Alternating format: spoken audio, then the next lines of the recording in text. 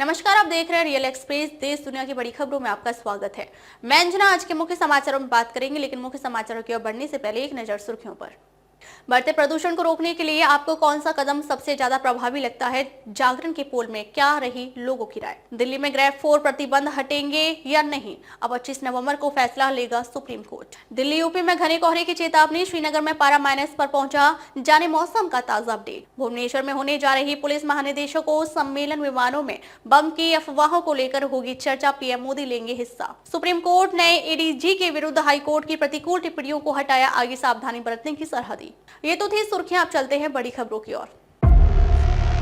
देश में हर साल प्रदूषण बढ़ रहा है। इस साल देश के 76% से ज्यादा शहरों में प्रदूषण से हालात चिंताजनक बने हुए हैं। दिल्ली एनसीआर में पिछले कई दिनों तक वायु प्रदूषण अधिक होने की एक वजह विशेषज्ञ मौसमी बदलाव और जलवायु परिवर्तन को भी मान रहे हैं। विशेषज्ञ कहते हैं कि दिल्ली में पहले पूर्व दिशा से चलने वाली हवा ने प्रदूषण को कुछ हद तक नियंत्रित रखा था, लेकिन बाद में अब मौसमी स्थितियां प्रदूषण को हवा दिया।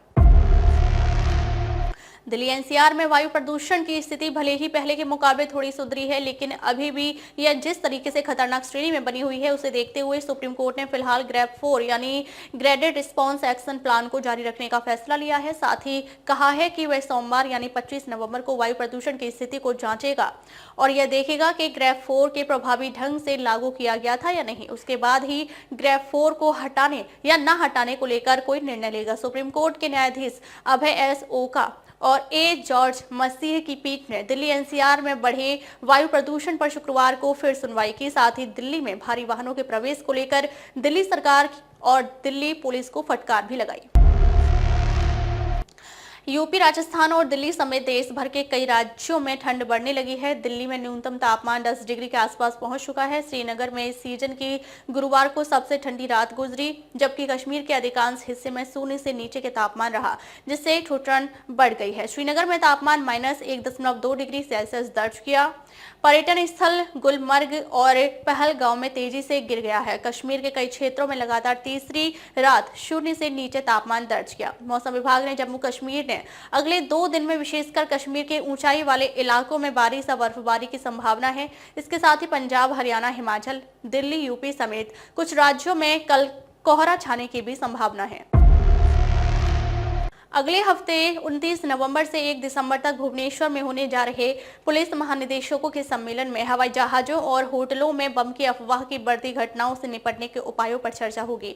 खुफिया ब्यूरो यानी आईबी द्वारा आयोजित होने वाले सालाना सम्मेलन में आंतरिक सुरक्षा की चुनौतियों पर चर्चा होती है और उनमें लिए गए फैसलों के क्रियान्वयन की रिपोर्ट भी दी जाती है। प्रधानमंत्री नरेंद्र मोदी, गृह मंत्री अमित शाह, राष्ट्रीय सुरक्षा सलाहकार अजीत डोभाल समेत सभी राज्यों व केंद्रीय बलों के पुलिस महानिदेशक बैठक में हिस्सा लेंगे।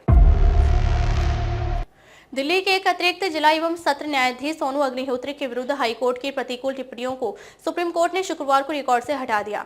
शीर्ष अदालत ने कहा कि अपीलीय अदालतों को न्यायिक अधिकारियों के व्यक्तिगत आचरण पर टिप्पणी करने में संयम बरतना चाहिए।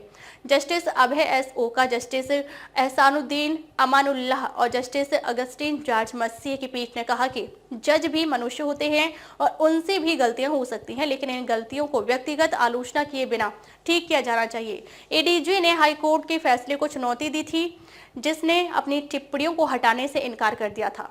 कैसे लगे समाचार कमेंट करके जरूर बताएं। वीडियो पसंद आए तो लाइक करें।